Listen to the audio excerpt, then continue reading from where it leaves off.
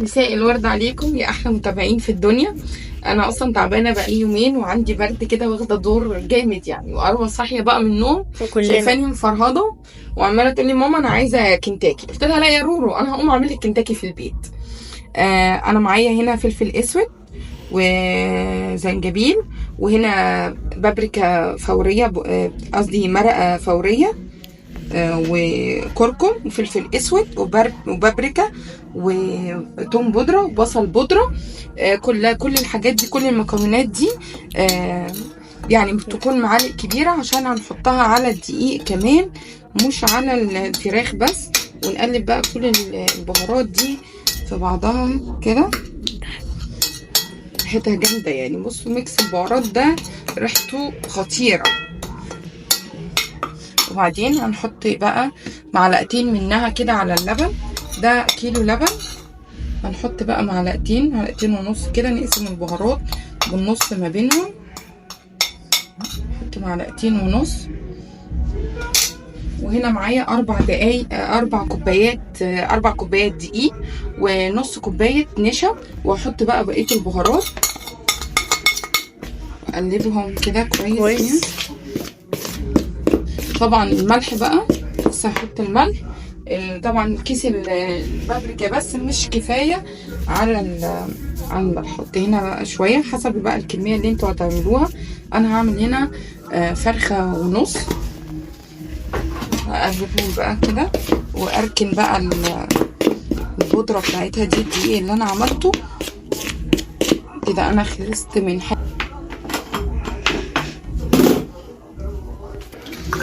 هنا بقى اللبن مع البهارات. والله يا جماعه ريحته تحفه. بصوا هنا بقى الفراخ انا غسلها كويس جدا. انا بغسل الفراخ ملح وليمون، وبغسلها وبحط لها جنزبيل بيقضي على الريحه خالص. وبعد كده بتغزوها كده 4. بغزوها غزوها على قد ما تقدر. وهنا 4 بحيث ان ايه البهارات تدخل جواها، واللبن بيخليها طريه جدا جدا جدا. والناس اللي ما بتحبش اللبن ممكن تعمل ميه عادي وتحط عليها مثلا كوب زبادي، او تعملوا عليها او بتعملوها بميه عاديه، يعني ايه حسب ما انتم حابين. نغزها كده كويس عشان البهارات تدخل جواها. غزها كويس جدا عشان تموت معاك. ده جنزبيل مكان الغسيل، يعني مفيش اي مشكله خالص. تبتدوا بقى تفتحوها كده من فتحه، تفتحوها تغزوها جامد اهو. قطعوها على 8. غزوها جامد. فراخ برضو السافر على 2. ما شاء الله اللهم بارك. ربنا يا رب يحسن ما بين ايدينا دايما يا رب العالمين. وهنا بقى عشان خاطر حته العضمايه دي تتاكدوا ان هي مستويه معاكم، تفتحوها كده.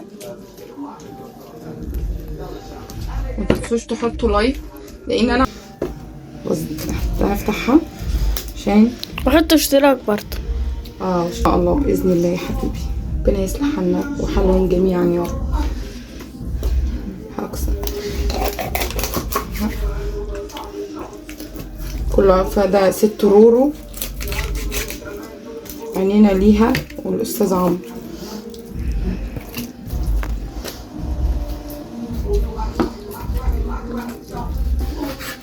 مكانها خضار او اي حاجه. بصوا هسيبها بقى.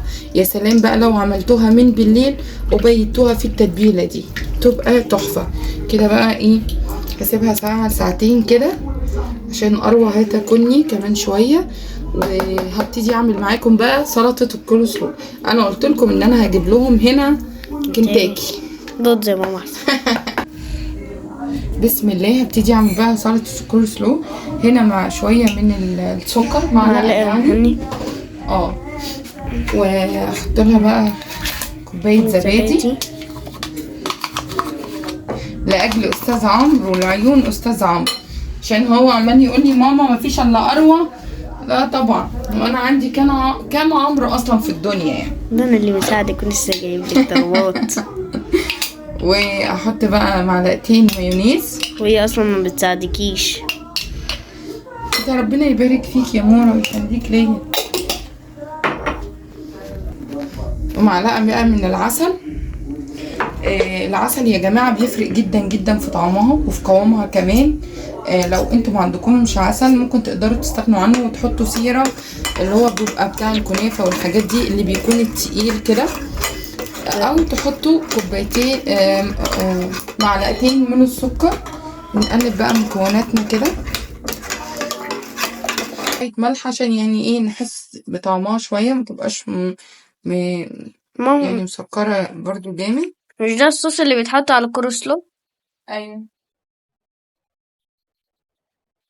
وهنا بقى بشرت اللي هي الكرنبايه او الكابوتشي اللي هو آه بتاع السلطه اهو. ما شاء الله اللهم بارك اللهم صل على حضرة النبي. تيجي بقى اقلبه كويس.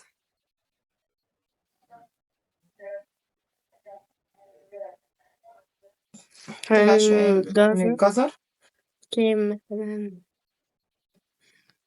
لو حاسين ان هي يعني فيها زبادي او الصوص اللي احنا عملناه كويس ممكن تزودوا شوية لبن كده.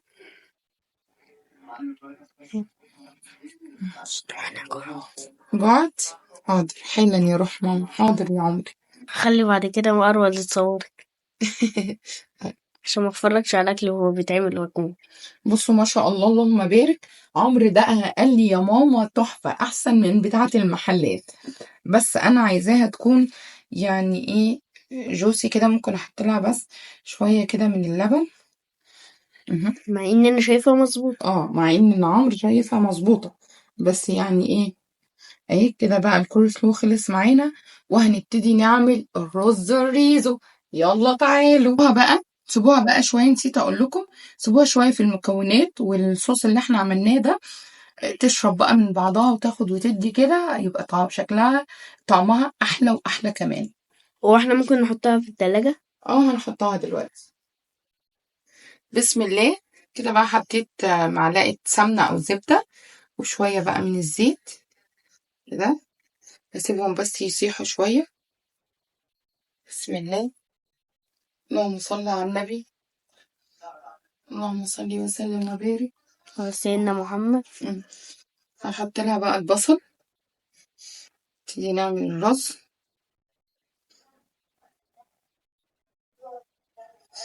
ولع الرز دايما يكون هادي عشان ما يتلسعش منكم. الرز اللي هو الريزو ده بالذات اللي بنحط فيه صوصات يا جماعة. الفراخ بتاعت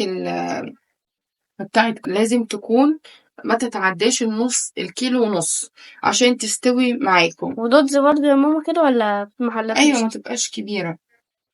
هبتدي اسيبه بقى يدبل كده شوية. كده ابتدى يدبل معايا. طبعا مش هسيبه اكتر من كده عشان ما يقلبش معايا على رز الصيادية.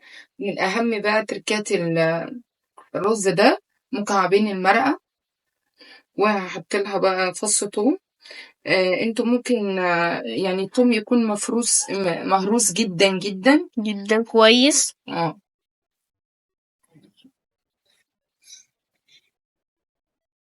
تقلبوها كويس في بعض.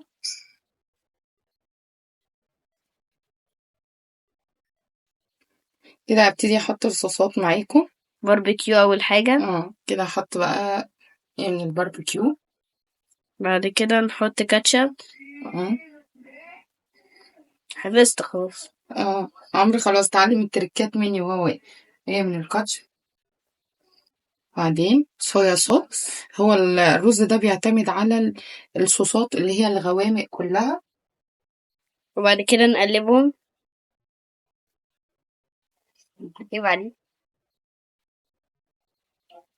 بعدين ده هحطله شوية من الكاري. وممكن تحطوا له شطة او اللي هو الصوص اللي هو الاحمر ده.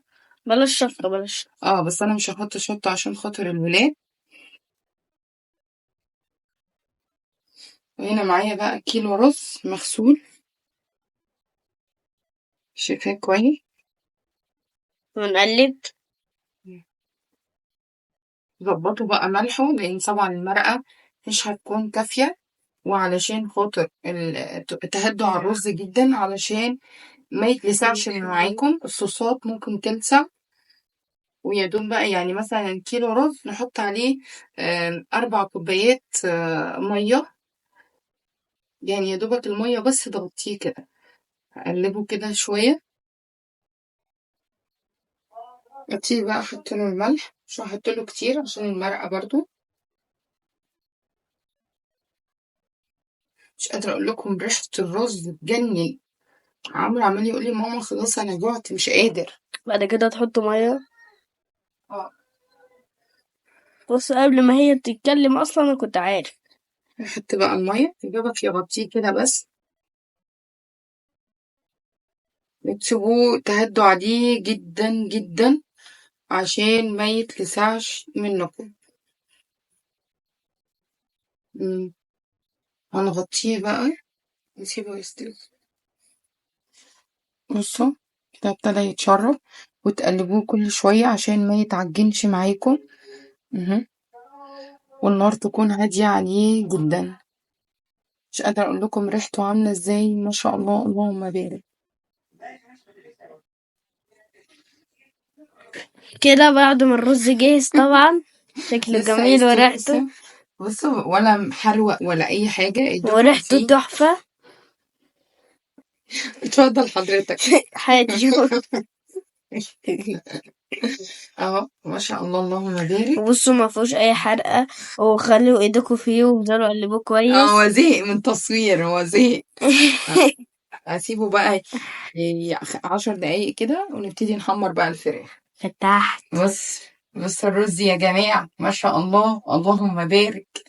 بصوا مفلفل وجميل وريحته تجنن، جربوه مش هتندموا. الدم. ما شاء الله اللهم صل على النبي. النبي. ننزل بقى بالفراخ. ننزل بقى بالفراخ. هنا الدقيق معانا اهو، وهنا حطيت الطاسة الزيت يسخن، وهنا الفراخ اهي ما شاء الله. نبتدي بقى ننزل في الدقيق. ننزل في الدقيق زي ما انتوا شايفين كده. نغطسها كده كويس. ايوه عايزينها نقرمش. وبعدين نحطها في الدقيق، يعني مش كتير عشان الطبق اللي عليها ما تنزلش. وبعدين نعملها تاني لو انتوا عايزين الطبقة اللي عليها تكون سميكة واكتر. يا رب. زودوا يعني، يعني غطسوا وارجعوا غطسوا وارجعوا كده. هي مرتين لكل واحدة. يعني هعملها مرة واحدة، هم حرين بقى. نعملهم كلهم ونرجع لكم. كده بقى جبناها اهو اول مرة. بعدين نغطسها في اللبن تاني على طول، بعدين نرجعها تاني الدقيق. بعد كده نحطها في الزيت. عمرو مستعجل عايز يروح يكمل الماتش. ما بلعب. بيجوع لما بيقعد يتفرج عليا. بذمته بلعب ضد محمد النين وعد. ده انا ما كنتش مستعجل. شكرا يا عمر، شكرا يا أفضل. عموما ما انا عايزه اتألق مع الفريق بتاعي. عايزه اكون نجم الفريق بتاعي. ماشي حبيبي. نبتدي بقى نغطي عليها. الزيت ده بيساعد ان هي تستوي، وعلى نار هادية يا جماعة، وهتضمنوا احلى نتيجة وبألف هنا. هيك كده ما شاء الله. الاكل طبعا ريحته تحفه، وبسم الله ما شاء الله طعمها يعني حلو يا جماعة جدا. ما شاء الله اللهم بارك. وبتقرمش كل حاجه ان شاء الله. اللي هيقول لي ان هي ما استوتش، لا هي استوت. يا ام عمرو لا دي ما استوتش، اقول لك لا يا حبيبتي استوت. غطيها بقى عشان ده بيساعد على عملية السوا بقى، البخار اللي بيطلع. وكده خلصت. بصوا يعني تحفة بجد، جربوه وانتوا مش هتندموا. وعلى فكرة شايفاكي يلي لسه ما حطيتيش لايك. بصوا يا جماعة ما شاء الله تبارك الله، الرز اصلا يعني مفلفل ويجنن، يتاكل اصلا خايف كده، طعمه يعني تحفة. والكرسلو طبعا يا بس طعمها. البنات كانوا اصلا نصها يعني انا لسه ملحقتش اقفل الفيديو وهم اصلا كانوا نصها. وطبعا دي برضو مش دي الكمية كلها عشان احنا كان نصها برضو. بصوا فراخ مستوية وحلوة جدا. بصوا اهي مستوية وصل لها كل من قلبها. بصوا انا مش لاقي كلام اقوله، انا راح اكل. يلا سلام.